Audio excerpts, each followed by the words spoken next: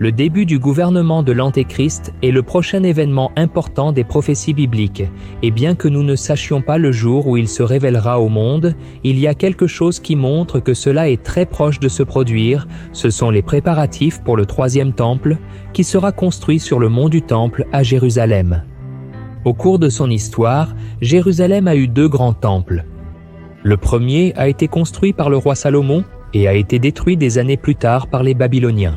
Ensuite, Néhémie et Esdras ont construit le 2e temple environ 500 ans avant Jésus-Christ.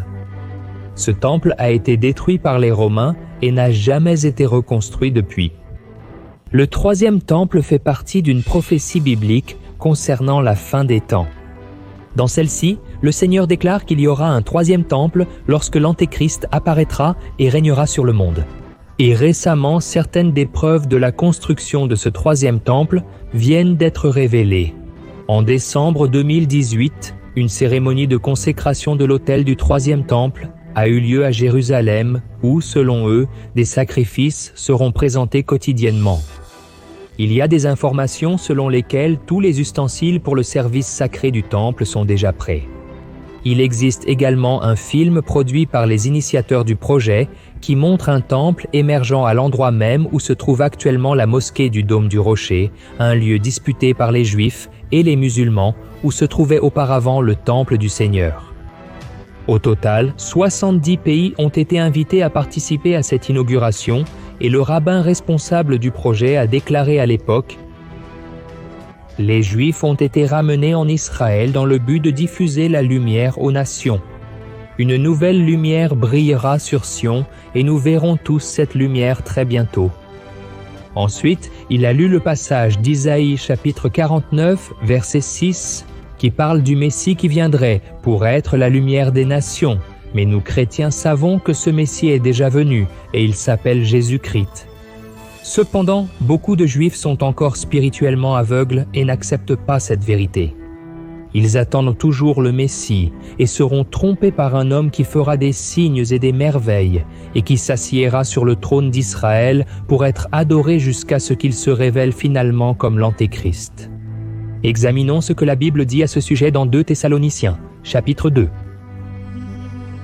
Ne laissez personne vous tromper en aucune façon. Avant ce jour-là, il y aura une apostasie, et alors l'homme du péché, le fils de la perdition, sera révélé.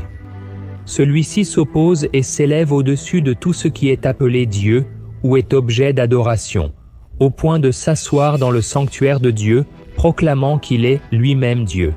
Alors le pervers sera révélé, que le Seigneur Jésus tuera par le souffle de sa bouche et détruira par la manifestation de sa venue. La venue de ce pervers est selon l'action de Satan, avec toute la puissance, avec des signes et des prodiges trompeurs. Et il fera usage de toutes les formes de tromperie de l'injustice pour ceux qui sont en train de périr parce qu'ils ont rejeté l'amour de la vérité qui aurait pu les sauver. Et une autre preuve révélée sur la construction du 3e temple est passée inaperçue pour la grande majorité des personnes. Je parle du sacrifice de la génisse rouge, nécessaire pour commencer le service dans le 3e temple.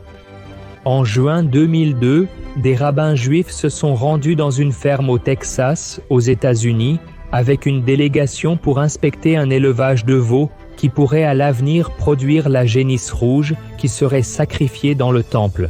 Comme l'a fait Moïse lorsqu'il a terminé de construire la tente de la rencontre qui a servi de temple à Dieu pendant que le peuple d'Israël marchait dans le désert jusqu'à la terre promise. Lisons ensemble ce qui est écrit dans le chapitre 19 de Nombre. Le Seigneur a dit à Moïse et à Aaron, c'est une exigence de la loi que le Seigneur a ordonnée. Demandez aux Israélites d'apporter une génisse rouge sans défaut et sans tache, sur laquelle on n'a jamais posé un joug. Vous la donnerez au prêtre. Elle sera emmenée hors du camp et sacrifiée en sa présence. Alors le prêtre Éléazar prendra un peu de son sang avec son doigt et l'aspergera 7 fois en direction de l'entrée de la tente de rencontre. En sa présence, la génisse sera brûlée, son corps, sa chair, son sang et ses excréments. Et il y a encore une chose très intéressante. Depuis l'année 2015, l'Institut du Temple qui prépare ce monument si important pour les Juifs, investit dans l'élevage de vaches rouges pour obtenir une génisse rouge sans défaut. Des génisses rouges étaient déjà nées auparavant, mais elles ont été disqualifiées car elles ne correspondaient pas à ce que demande la prophétie.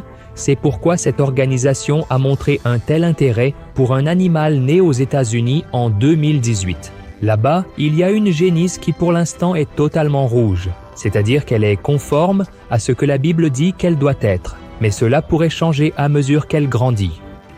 Pour les Juifs, l'important est que cette lignée d'animaux continue d'évoluer afin qu'un jour, l'animal parfait naisse et devienne l'objet du sacrifice initial du troisième temple. Actuellement, il y a de grands obstacles à la reconstruction du troisième temple, et le plus grand concerne son emplacement. Le lieu sera construit sur le mont du Temple, qui est un lieu sacré pour les Juifs, les chrétiens et les musulmans, étant également l'un des lieux les plus disputés du monde. Là se trouve une mosquée d'Al-Aqsa et le dôme du Rocher, construits au 7e siècle et qui sont parmi les plus anciennes structures du monde musulman. Et bien qu'Israël ait repris le contrôle de la vieille ville de Jérusalem et de la zone du mont du Temple lors de la guerre des 6 jours en 1967, la montagne reste sous la garde de la Jordanie en raison d'un traité de paix. Les Juifs israéliens peuvent entrer dans le complexe, mais ils ne peuvent pas y prier, ni même y réaliser des cérémonies religieuses. Alors, pour que le troisième temple soit construit, les chrétiens, les Juifs et les musulmans devront parvenir à un accord pour que tous les bâtiments existants là-bas aujourd'hui soient démolis pour faire place au nouveau temple. Cela peut sembler impossible, surtout parce que les Juifs et les musulmans sont en guerre. Cependant, l'arrivée de l'Antéchrist changera tout ce scénario. Il utilisera son pouvoir de persuasion pour montrer aux leaders de ces religions que la meilleure chose à faire sera de mettre de côté les différences pour qu'une seule religion universelle soit créée, et ainsi la prophétie se réalisera. Frères, je sais que cette nouvelle peut effrayer beaucoup d'entre nous. Cependant, l'Église du Christ ne doit pas s'inquiéter de cela, parce que le Seigneur a promis qu'il ne nous abandonnera jamais. Amen. Ce dont vous et moi devons nous préoccuper, c'est de notre salut, car seul celui-ci nous garantira la victoire en Christ lorsque la fin des temps arrivera. Nous savons que l'Antéchrist va bien régner sur la terre, mais cela ne durera qu'un court moment. Puis Jésus reviendra, vaincra le mal et établira son royaume ici, qui durera pour l'éternité.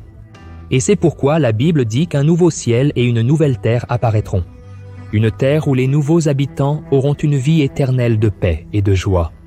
Un endroit où il n'y a pas de tristesse, de douleur ou de souffrance. Il n'y aura plus de deuil car la mort n'existera plus. Et c'est pourquoi je veux vous laisser un message que le Seigneur nous dit dans le dernier chapitre de l'Apocalypse. « Voici, je viens bientôt, ma récompense est avec moi. Je récompenserai chacun selon ses œuvres. Je suis l'alpha et l'oméga, le premier et le dernier, le commencement et la fin. Heureux ceux qui lavent leurs vêtements, afin d'avoir droit à l'arbre de vie et pour entrer par les portes dans la ville. » Amen. Je suis le pasteur Antonio Junior. Si vous avez aimé ce message, partagez-le dans les groupes WhatsApp, sur Facebook, diffusons le message de Dieu et n'oubliez pas de vous abonner à ma chaîne et je vous attends alors dans la prochaine vidéo. Que Dieu vous bénisse.